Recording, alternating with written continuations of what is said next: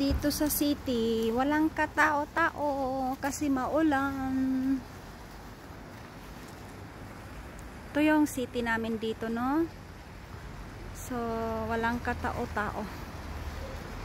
May mga tao pero hindi masyado. Pag ano kasi, pag maganda ang panahon, ang daming tao dito. Yan, pupunta tayo ng Asian store, no? Punta tayo doon, no? Bibili tayo. So, ayan guys, yan lang po ang aking ano to siya eh, playground. Ito yung paglaruan ng cheese. Yan, playground yan sa mga bata. Yan. Kasi hindi maganda ang panahon ngayon, so walang katao-tao dito, walang mga bata nang naglalaro. Kaya yan lang po. Bye-bye. Statue.